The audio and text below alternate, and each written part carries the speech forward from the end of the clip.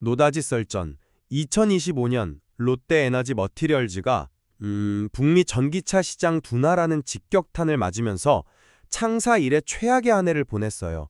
무려 1,452억 원의 영업 손실. 이건 그야말로 엄청난 위기 상황이었죠. 그래서 오늘 저희가 던질 질문은 바로 이겁니다. 과연 2026년 롯데에너지 머티리얼즈는 AI 반도체와 에너지 저장 장치, 즉 ESS라는 새로운 날개를 달고 극적인 반등에 성공할 것인가? 아니면 회복의 길은 여전히 험난할 것인가?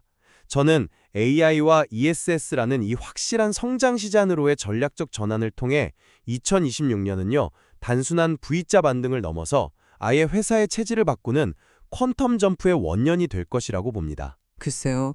저는 그 주장이 좀 너무 성급하다고 생각합니다. 기존 주력 사업의 부진이 계속되는 상황에서 신사업의 성공 여부는 아직 미지수고요. 그 장밋빛 전망 이면에 도사리고 있는 여러 위험 요소를 간과해서는 안 된다고 봅니다. 그럼 제 낙관론의 근거를 먼저 말씀드릴게요. 2026년은 롯데에너지 머티리얼즈에게 기술 혁신 기반의 질적 성장을 이루는 첫 해가 될 거예요. 핵심은 간단합니다. 부진한 전기차, 그러니까 EV 시장 의존도를 낮추고 AI와 ESS라는 훨씬 부가가치가 높은 프리미엄 제품으로 회사의 체질을 완전히 개선하는 전략이죠. 자, 먼저 AI용 회로팍 사업부터 보죠. 이게 AI 반도체 칩에 직접 전력을 공급하는 아주 얇은 구리막인데, 지금 AI 반도체 시장이 그야말로 폭발적으로 성장하면서 이 회로팍의 공급 부족, 쇼티지가 예상되는 상황이거든요. 이걸 가장 잘 증명하는 게 바로 고객사들의 다급한 반응입니다. 롯데에너지 머티리얼즈의 익산 공장을 회로팍 전용 라인으로 바꾸는 계획이 원래 2028년까지였는데 글로벌 빅테크 고객사들이 제발 빨리 좀 공급해달라 이렇게 요청을 해서 무려 1년이나 앞당겨서 2027년에 완료하기로 했어요. 이건 시장의 수요가 얼마나 강력한지를 보여주는 명백한 증거라고 할 수 있죠. 이걸 바탕으로 2026년 회로팍 매출은 작년 대비 2.6배 이상 증가하면서 사업 전체의 퀀텀 점프를 이끌 것으로 기대하고 있습니다. 그 매출 증가율 자체는 인상적이지만 전체적인 그림 속에서 봐야겠죠. 맞아요. 그리고 또 다른 강력한 성장축이 바로 하이엔드 전지박입니다. 특히 북미 시장이 EV에서 ESS, 그러니까 에너지 저장 장치 중심으로 빠르게 재편되고 있잖아요. 미 정부가 중국산 배터리에 높은 관세를 매기면서 가격 경쟁력이 있는 LFP 배터리의 북미 현지 생산이 급증하고 있고요. 바로 이 지점에서 롯데 에너지 머티리얼즈의 독보적인 기술력이 빛을 발하는 거죠. 더 얇으면서도 강도는 훨씬 높은 이른바 초극박 고강도 기술력이 적용된 하이엔드 동박 제품이 북미 핵심 고객사의 ESS용으로 단독 채택됐거든요. 이건 단순히 제품 하나를 더 파는 걸 넘어서 차세대 ESS용 동박의 표준으로 자리 잡을 가능성을 의미하는 겁니다. 실제로 하이엔드 제품 판매량은 전년 대비 2배 이상 성장이 예상되는데요. 더 중요한 건 수익성이에요. 이 제품들은 일반 범용 제품보다 가공비가 적게는 50%, 많게는 200%까지 높아요. 이익률 자체가 다르다는 거죠. 회사의 수익 구조를 근본적으로 개선할 결정적인 한 방이 될 겁니다. 저는 그 점을 좀 다른 각도에서 보고 싶습니다. 그 낙관적인 전망들, 저도 잘 들었습니다. 하지만 우리는 먼저 2025년에 그 처참했던 성적표를 냉정하게 직시해야 해요. 영업손실 1,452억 원, 그리고 작년 4분기 공장 가동률은 고작 45%에 불과했어요. 공장의 절반 이상이 그냥 멈춰서 있다는 거죠. 이건 회사가 단순히 어려웠다 수준이 아니라 심각한 경영위기 상황에 놓여 있다는 걸 의미합니다. 그리고 가장 큰 문제인 주력 사업의 부진은 올해도 계속될 가능성이 높아요. 2025년 기준으로 매출의 약 50%는 여전히 EV용 전지박에서 나옵니다. 그런데 회사 스스로도 올해 EV향 매출은 소폭 감소할 수 있다고 전망하고 있거든요. 과연 AI와 ESS라는 신사업이 이 거대한 공백을 단기간에 그것도 완벽하게 메울 수 있을까요? 저는 여기에 큰 의문부호를 붙이고 싶어요. 또 계획과 실행은 전혀 다른 문제입니다. AI 회로팍으로 전환하는 방향 좋습니다. 하지만 회사 측 발표를 자세히 뜯어보면 성과는 대부분 하반기에 집중될 예정이라고 해요. 상반기 매출의 큰 폭 성장은 제한적이라고 스스로 인정했죠. 즉, 앞으로 최소 6개월은 더 어려운 보릿고개를 넘어야 한다는 뜻입니다. 게다가 익산 공장은 말레이시아 공장보다 인건비나 전기료 같은 고정비 부담이 훨씬 커요. 그래서 흑자 전환 시점도 내년, 즉 2027년 이나 생산 캐파가 1만 6천 톤에 도달했을 때처럼 여러 조건이 붙어 있습니다.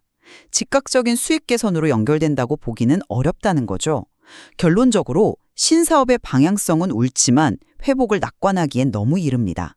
주력 사업의 부진과 신사업 성과의 가시화 시점 사이에 존재하는 이 간극, 이른바 데스밸리를 성공적으로 넘을 수 있을지가 관건이지 아직 축배를 들 때는 아니라고 봅니다. 말씀하신 그 데스밸리를 넘을 확실한 다리가 바로 AI용 회로박이라는 점을 강조하고 싶으네요. 이건 불확실한 도박이 아니라 이미 현실화된 구원투수예요. 단순한 기대감이 아니라는 거죠. 이미 북미 빅테크 기업의 차세대 AI 가속기 모델에 들어갈 제품 승인이 완료됐고 빠르면 올해 2분기부터 양산 공급이 시작됩니다. 이미 계약서에 도장을 찍고 양산을 기다리는 미래라는 거예요. 특히 이 시장은 기술 진입 장벽이 상상 이상으로 높습니다. 전 세계적으로 안정적인 품질의 제품을 공급할 수 있는 업체가 서너 개에 불과한 사실상의 과점 시장이에요. 이런 상황에서 3년 내에 AI 네트워크용 시장 점유율 30% 이상을 목표로 한다는 건 단순한 포부가 아니라 충분히 현실적인 계획이라고 봐야죠. 아니, 근데 그 30%라는 목표 달성이 말처럼 쉬울까요? 일본의 미추이, 대만의 CSP 같은 쟁쟁한 경쟁사들이 버티고 있는 시장인데요. 이들은 오랫동안 이 분야에서 기술력과 고객 신뢰를 쌓아온 강자들입니다. 롯데에너지 머테리얼즈가 후발주자로서 단기간에 이들의 아성을 무너뜨리고 30% 점유율을 가져온다는 건 제가 보기엔 매우 공격적이고 희망적인 목표 설정으로 보입니다. 바로 그 경쟁사들이 따라오기 힘든 기술적 초격차를 만들어냈다는 게 핵심이죠. 그리고 가장 중요한 건 수익성이에요. 앞서 잠깐 언급했지만 회로박은 전지박에 비해 가공비가 4배에서 5배나 높아요. 이건 단순히 매출이 늘어나는 걸 넘어서 소량만 판매되어도 회사 전체의 이익 구조를 극적으로 개선할 수 있다는 의미입니다. 질적 성장의 핵심 동력이 바로 여기에 있는 거죠. 죄송하지만 그 주장은 선뜻 받아들이기 어렵네요. 왜냐하면 그 계획의 이면을 봐야 하거든요. 회사 스스로도 차세대 주력 제품, 그러니까 가장 얇고 신호 손실이 적은 최상급 제품인 HBLP4의 공급은요. 최종 제품을 만드는 엔드 유저, 즉 빅테크 기업의 신제품 출시 일정에 따라 변동 가능성이 있다고 언급했어요. 즉, 우리 계획이 아무리 완벽해도 외부 변수 하나에 얼마든지 지연될 수 있다는 본질적인 리스크를 안고 가는 겁니다. AI 가속기 신제품 출시가 6개월 늦춰지면 우리 실적도 6개월 밀리는 구조인 거죠. 물론 지금 공급 부족 현상 때문에 기존 세대 제품인 HVLP1에서 3까지의 판매가 늘어나는 건 긍정적인 신호입니다. 하지만 이것이 장기적인 기술 리더십과 압도적인 수익성을 보장해주지는 않아요. 일시적인 반사이익에 그칠 수도 있다는 겁니다. 그 변동 가능성은 인정하지만 시장 전체의 파이가 워낙 폭발적으로 커지고 있어서 일부 모델의 지연이 전체 성장세를 꺾을 정도는 아니라고 봐요. 오히려 지금은 없어서 못 파는 상황에 가깝죠. 그럼 ESS 시장 이야기로 넘어가 볼까요? 이 부분은 외부 변수가 오히려 절호의 기회로 작용하고 있어요. 최근 구리 가격이 폭등하고 미국이 특정 구리 가공품에 50%라는 엄청난 관세를 부과하기 시작했잖아요. 고객사인 배터리셀 업체들 입장에서는 원가 부담이 눈덩이처럼 불어나는 거죠. 이 상황에서 원가 절감을 하려면 방법은 하나뿐입니다. 더 적은 구리를 쓰면서도 기존과 동일하거나 더 나은 성능을 내는 동박을 쓰는 거죠. 바로 롯데 에너지 머티리얼즈의 가볍고 얇으면서도 성능 좋은 하이엔드 제품이 유일한 대안이 되는 구조가 만들어진 거예요. 그 기술적 우위가 시장에서 실제로 유의미한 외출 성장으로 이어지고 있다는 구체적인 근거가 있나요? 물론이죠. 실제로 핵심 고객사인 한 북미 업체의 ESS 생산 능력은 올해 말 30기가와트시 GWH로 확대되고 또 다른 전략 고객사는 60기가와트시까지 늘릴 계획입니다.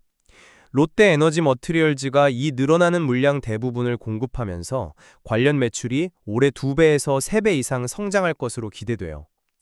이건 EV 사업부의 부진을 충분히 상쇄하고도 남는 강력한 성장세라고 봐야 합니다. 그 성장률 자체는 분명 인상적입니다. 2배, 3배 성장하는 사업이 있다는 건 좋은 일이죠. 하지만 우리는 항상 전체적인 그림을 봐야 해요. 2025년 기준 ESS 매출 비중은 전체의 20% 내외였습니다. 여기서 3배 성장한다고 해도 여전히 주력인 EV 사업보다 비중이 작아요.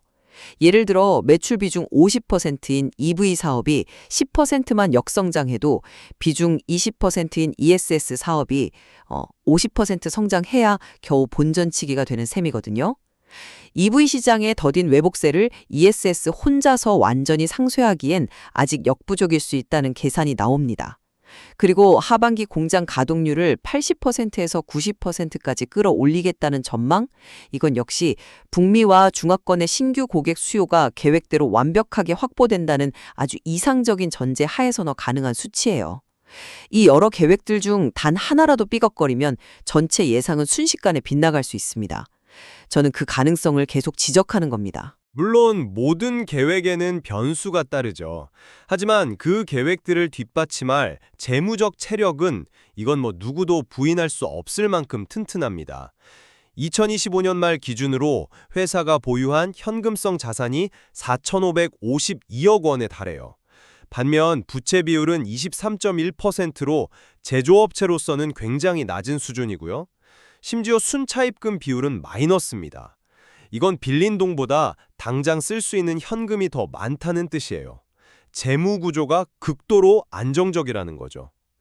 지금 추진하는 익산공장 전환 투자도 수천억 원이 드는 대규모 신규 투자가 아니라 기존 설비를 개선하는 중심의 소규모 투자예요. 재무에 큰 부담이 되지 않는 선에서 진행될 예정이고 향후에 필요할지 모를 신규 투자를 감당할 체력은 차고 넘친다고 봐야 합니다. 그 현재 재무 건전성이 미래의 투자 부담까지 전부 막아주는 만능 방패가 될 수는 없다고 생각해요. 현재는 안정적일 수 있지만 미래는 다르거든요. 지금 당장 스페인 공장 신설 프로젝트가 진행 중이고 미국 고객사들은 인플레이션 감축법 IRA 때문에 계속해서 미국 현지에 공장을 지으라는, 즉 현지화 투자 요청을 거세게 하고 있어요. 수조 원 단위의 대규모 자본적 지출, 즉 캐펙스 부담이 현실로 다가오고 있다는 겁니다.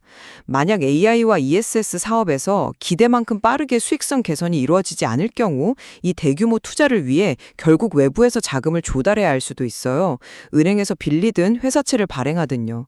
이는 결국 고스란히 이자 비용 증가와 재무 부담으로 이어질 수밖에 없습니다. 그건 너무 먼 미래의 위험을 앞당겨 걱정하는 건 아닌가요? 지금은 그 대규모 투자를 집행하기 전에 AI와 ESS 사업을 통해 현금 창출 능력을 극대화하는 단계에 집중해야죠.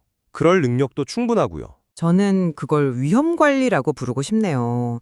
수익성 개선이 더뎌질 경우 지금의 튼튼한 재무 구조가 미래의 대규모 투자와 맞물려 순식간에 약화될 수 있다는 점을 지적하는 겁니다. 낙관론에만 기댈 수는 없는 노릇이죠. 정리하자면 롯데에너지 머티리얼즈는 2025년의 위기를 AI와 ESS라는 새로운 성장 엔진으로 정면 돌파하고 있습니다. 세계 최고 수준의 기술력, 폭발적으로 증가하는 시장 수요, 그리고 이 모든 것을 뒷받침하는 매우 안정적인 재무 구조라는 3박자를 모두 갖췄어요. 따라서 2026년은 의심의 여지 없이 제도약의 해, 퀀텀 점프의 원년이 될 것입니다. 시청자 여러분께서는 부진했던 과거가 아니라 명확한 청사진이 그려진 유망한 미래에 주목해야 한다고 생각합니다.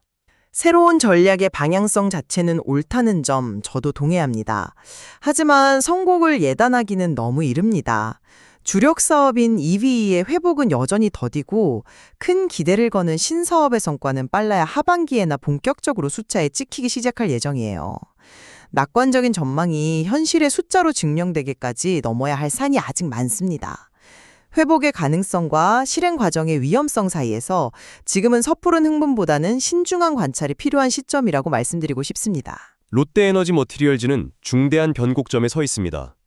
과연 저의 주장처럼 AI와 ESS를 발판 삼아 성공적인 질적 성장을 이뤄낼지, 혹은 저의 우려처럼 예상보다 더딘 회복의 길을 걷게 될지, 그 명확한 결과는 올해 하반기 실적이 발표될 때쯤 드러날 것입니다. 시청자 여러분께서도 이들의 전략적인 행보가 어떻게 성과로 이어지는지 계속해서 지켜보시는 것이 중요하겠습니다.